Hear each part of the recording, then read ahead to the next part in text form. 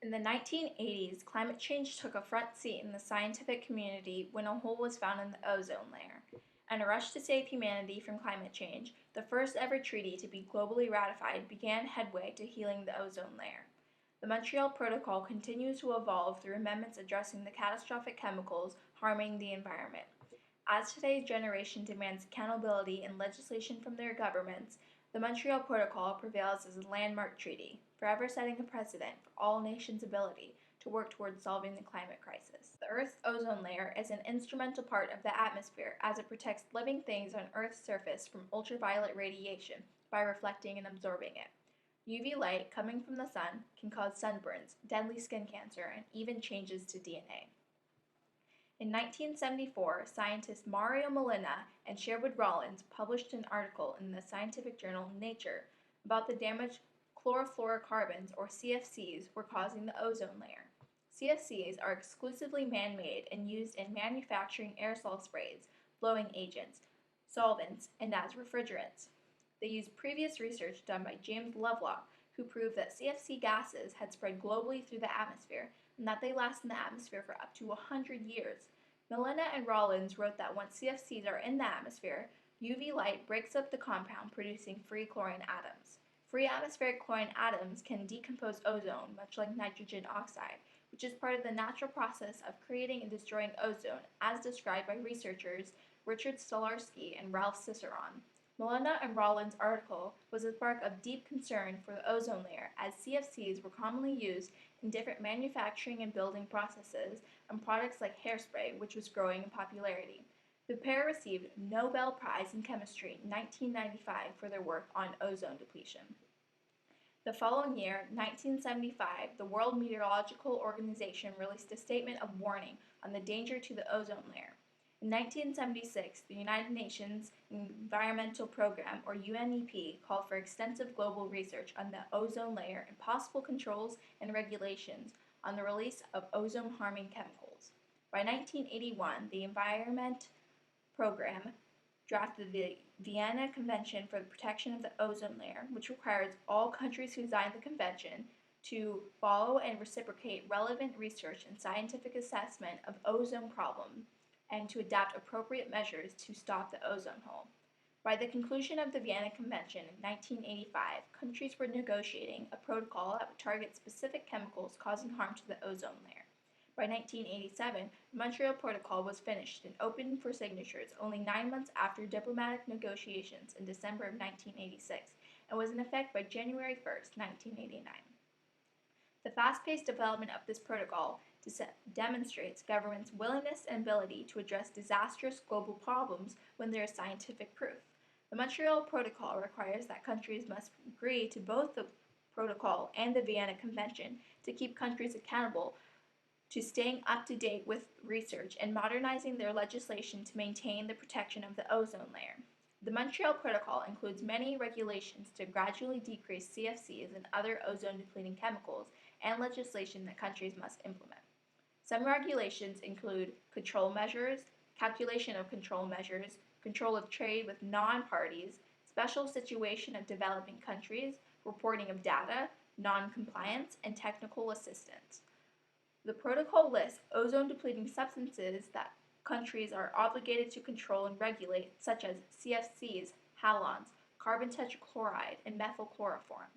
For example, the protocol is very specific to decrease 5 kinds of CFCs and 3 types of halons by 50% before 2000. Halons can be found in fire extinguishers and cause damage to the ozone layer. Without the Montreal Protocol, these chemicals could destroy the entire ozone layer by 2065. Depending on the status of the party, developed or developing, the requirements they must fulfill differ. Both kinds of countries have binding time and measurable requirements to ensure all countries to be part of the protocol and have attainable goals. 11 countries signed the original protocol in 1985, and by 2019, 197 countries had signed and agreed to all amendments, making it the first ever globally ratified treaty. Of these signatories, some of the earliest to sign include Canada and Belgium. Countries to sign immediately implemented new regulations. Take Canada, for example. Upon signing the Montreal Protocol, they instituted a set of federal, provincial, and territorial legislation to control the production and consumption of ODSs and HFCs and monitor how long they are in use for. They have also instituted an environmental code of practice outlining practices for minimizing and reducing emissions for refrigeration and air conditioning equipment. The Montreal Protocol's initial job is to regulate the production and consumption of nearly 100 man made chemicals referred to as ozone depleting substances, or ODSs.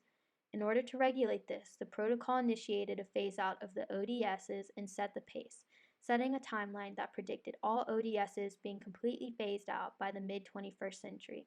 However, not every treaty is foolproof in addressing a developing problem. In order to ensure the protocol addresses every issue, amendments have been made. In total, there have been 7 amendments, all of which incorporate new harmful chemicals that are to be addressed by the protocol. The first addition to the protocol is called the Multilateral Fund.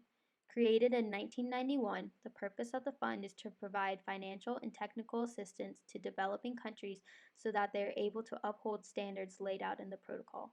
The budget for this fund is sourced from developed countries that signed the protocol.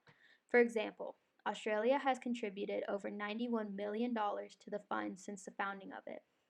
Other amendments include the 1990 London Amendment, which set a timeline to cut out 100% of 15 different types of toxic chemicals by 2000 from 1986 levels. The 1992 Copenhagen Amendment increased the pace of the timeline for the 100% cut of the chemicals from the London Amendment from the year 2000 to the year 1996. In addition, HCFCs and methyl bromide were identified as needing to be phased out. In 1995, the Vienna Amendment increased consumption controls on HCFCs and informally adjusted the grace period for developing countries. In 1997, the Montreal Amendment predicted methyl bromide to be phased out completely by 2005. In 1999, the Beijing Amendment called for new controls and restrictions on HCFCs and bromochloromethane. In 2016, the most recent amendment, being the Kigali Amendment, announced the beginning of the phase out of hydrofluorocarbons, which commenced January 1, 2019. Hydrofluorocarbons, or HFCs, are man-made industrialized greenhouse gases that were initially instituted as a substitute for ODSs. However, due to the increasing usage, the production, consumption, and emissions of HFCs are continuing to grow at a rate of 8% per year.